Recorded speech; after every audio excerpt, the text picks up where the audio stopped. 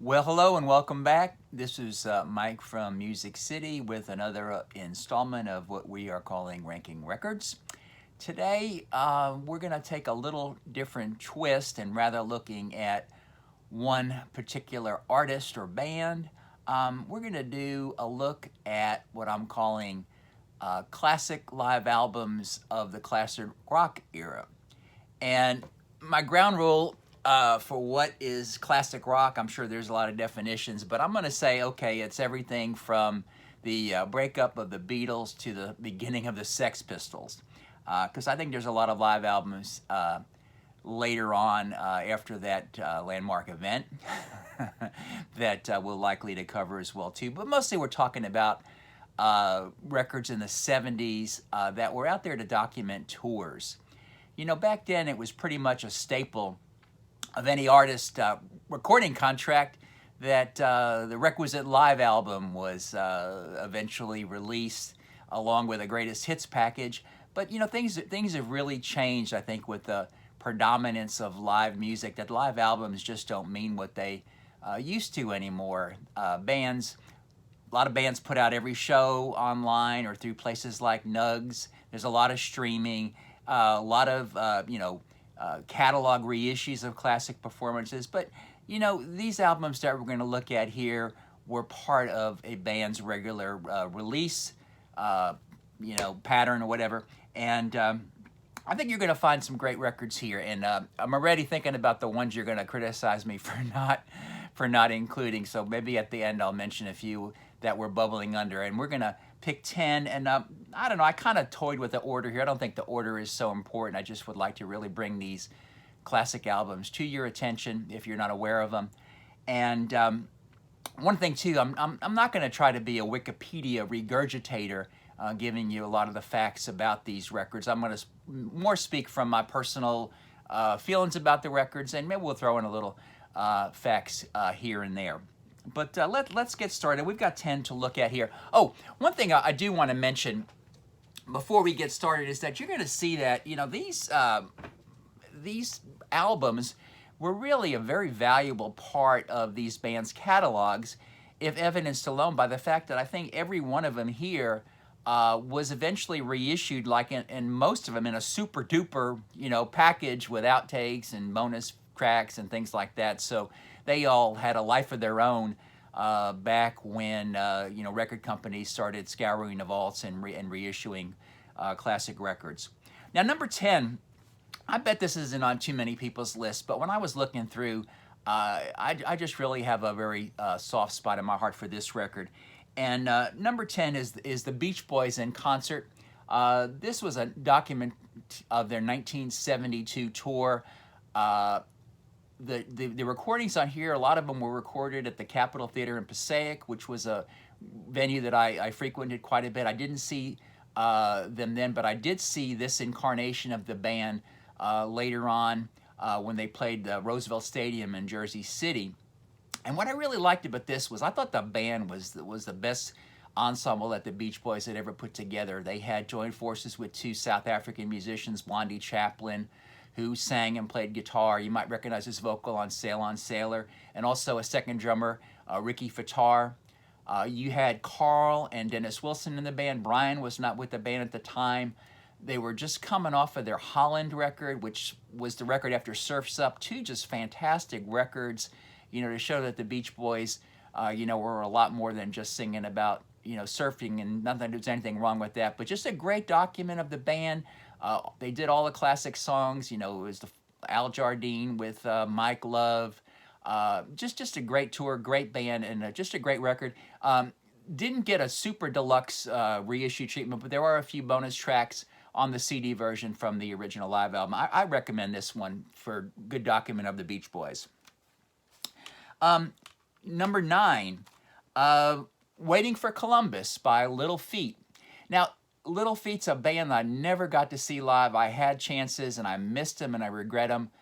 Unfortunately, Lowell George, their lead singer, passed away early on, and the band continued on playing live after his death. And I don't know, I just had it in me that I didn't want to see Little Feat without Lowell George, and maybe I regret that. I know a lot of people would continue to see him and spoke highly of the shows. But to me, you know, I don't know, Lowell George was such a big part of Little Feat.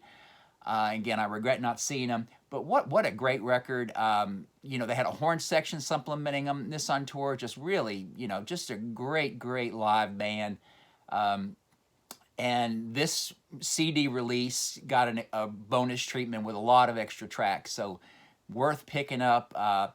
And this reminds me too, you know, my favorite song on this is Fat Man in the Bathtub. And I'm going to post a link to a Spotify playlist where I'm going to give you some tracks to listen to from each of these 10 records today. Number 8, not a huge Joe Cocker fan per se. I like a lot of Joe's stuff, but this album is just phenomenal. Mad Dogs and Englishmen. A lot of this success of this record is attributable to the genius of the late, great Leon Russell. What a band he had together on this.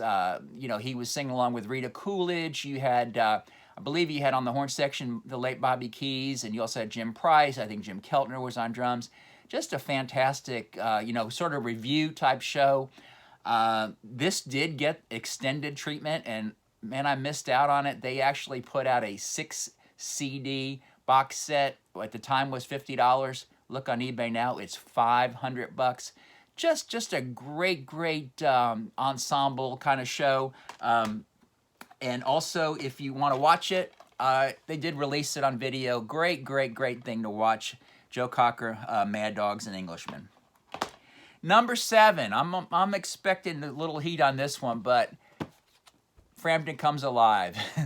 How can you not think of this record without the famous Wayne's World joke from Mike Myers that this album got issued to everybody in the suburbs in the 70s. But, you know, I was a big fan of the first 4 Frampton records. Loved seeing them live. Yeah, the success of this album was probably hard for anybody to handle. And, you know, it didn't, maybe it turned out not as good as it could have. And I'm sure Peter did a few things that he regretted, such as the Sgt. Pepper movie and maybe taking off his shirt in concert one too many times. But again, just a great record. I got to see the anniversary of this show here at the Ryman in Nashville. I guess it was the 35th anniversary, if I'm not correct, of the record. It's great. My favorite track, and the one you'll find on the Spotify playlist, is the opening track, Something's Happening. What a great opening song. What a great record. Yeah, we maybe got tired of some of these songs, but Frampton was at his prime right up until this record, and I just really think his catalog for those first 4 albums was fantastic.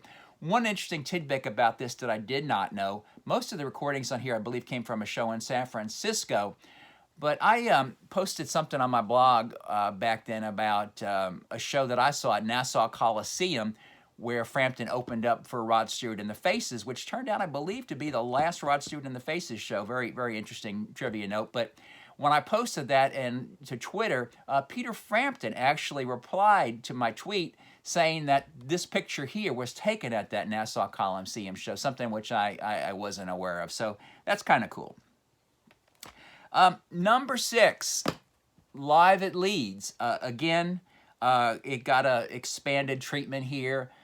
From the original record. The second disc on this is almost I believe it could be a complete performance of the rock opera Tommy. But man, what a powerful album when this came out as a single disc. It really showed us just how powerful you know, vocals backed by only guitar, bass, and drums could be. The Who were such a great live band. This was an album that we were all playing at the time, and a lot of us had introduced us to Eddie Cochran because of the version of Summertime Blues, which was probably one of the standout tracks on this. But just Live at Leeds, a great document of the Who back in the day.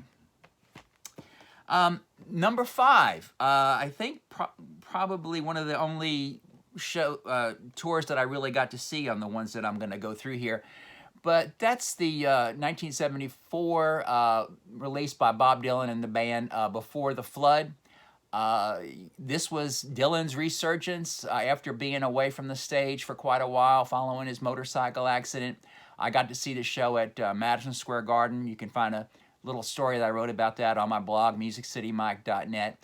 But I've seen Dylan. This is the first time I saw Dylan. I've seen him quite a few times after that. I miss Rolling Thunder, but it was the best time I've ever seen Dylan. His voice was just in great shape, and what better to see him backed by the band. And in addition to hearing Dylan, you got to hear the band do quite a few songs that night, and they were just fantastic. And I say that night jokingly, incorrectly, because I saw the 4 p.m. show at Madison Square Garden. Funny, back then they used to have matinee shows at 4 p.m. At the Garden. One of the things I thought was just so cool, and let me see, I'm trying to think if I don't think they did it on the disc, but, you know, in the show, Dylan opened up with Most Likely You Go Worry Your Way and You'll Go Mine, and he also closed the show with that, but it doesn't seem to be that way on the disc. But again, a great document of a fantastic tour. Number 4, and it's getting tough here, but and this is one with a reissue version. Get Your Yayas Out by the Rolling Stone, and this is the reissue version. Gosh, I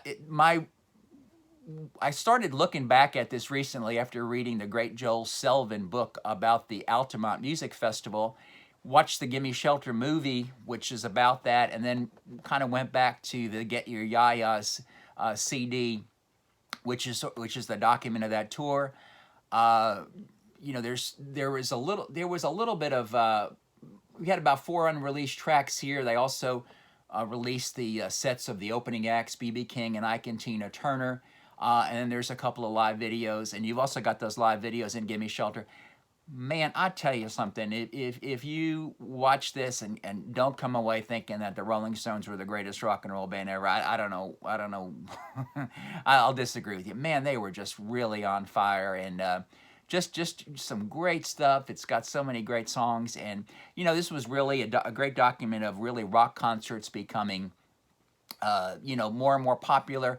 It's funny how, reading back, how the Stones were getting a lot of crap. I think they might have charged $7 for their ticket or something, which was considered exorbitant. But, you know, very interesting times. Just a fantastic record. You know, highly recommended if you haven't heard it. Number 3, wow, and I almost forgot about this one, and I'm so glad I didn't.